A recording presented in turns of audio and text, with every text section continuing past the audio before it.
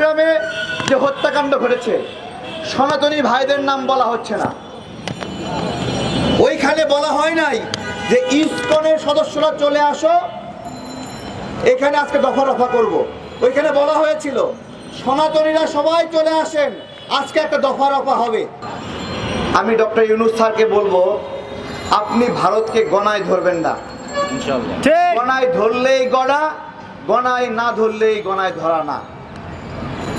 আপনি গণায় ধরলেই চাকর, আর গণায় না ধরলেই রাজা। সহজ বিষয়। আমাদের বাংলাদেশকে সব সময় ধর্মনিরপেক্ষ বানানোর চেষ্টা করেছে। একটা দেশের ৮০% মানুষ মুসলিম, অথচ জোর কইরা ধর্মনিরপেক্ষ বানানোর চেষ্টা করা হয়। আপনি ধর্মনিরপেক্ষ না বলে ধর্ম সহিষ্ণুতা বলেন, যে আমরা সব ধর্মকে সহ্য করি, সব ধর্মকে মানি এবং সব ধর্ম পাশাপাশি অবস্থান করি, কিন্তু সেটা না করে বলতেছে ধর্মনিরপেক্ষ।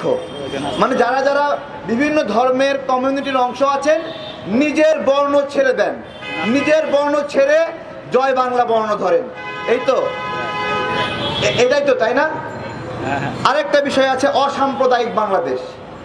অসাম্প্রদায়িক শব্দটার মধ্য দিয়ে বাংলাদেশের সকল সম্প্রদায়কে অস্বীকার করা হয়, অস্বীকার করা হয়। অসাম্প্রদায়িক কি আবার বলতে হবে? সাম্প্রদায়িক সম্প্রীতির বাংলাদেশ।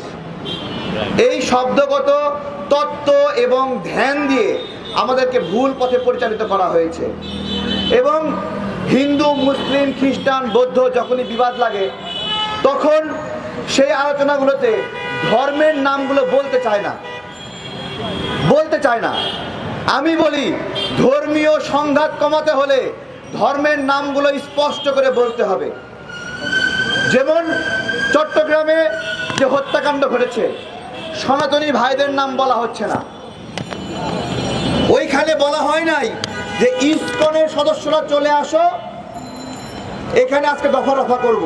ওইখানে বলা হয়েছিল সনাতনীরা সবাই চলে আসেন, আজকে একটা দফা রফা হবে। সুনামগঞ্জে দিরায়ে হিন্দুদের বাড়ি পুড়ে দিল। আপনি এই বিচার নিশ্চিত না করে সম্প্রীতি নিশ্চিত পারবেন না। নাসিরনগরে হিন্দুদের বাড়ি পুড়ায় দেওয়া হলো, জ্বালায় দেওয়া হলো। এটার ন্যায় বিচার না দেওয়া পর্যন্ত সম্প্রীতি নিশ্চিত হবে না। রংপুরে হিন্দুদের 20টি বাড়ি পুড়ায় দেওয়া হয়েছে। এই ন্যায় বিচার ছাড়া সম্প্রীতি নিশ্চিত হবে না। ঠিক তেমনই ফরিদপুরে 2 জন মুসলিম নির্মাণ শ্রমিককে পিটিয়ে পিটিয়ে সনাতনীরা হত্যা করেছে। এই ন্যায় বিচার ছাড়াও সম্প্রীতি হবে না। চট্টগ্রামে কুপিয়ে কুপিয়ে একজন মুসলিম নাগরিককে হত্যা করেছে, সেই বিচার ছাড়াও সম্প্রীতি হবে না।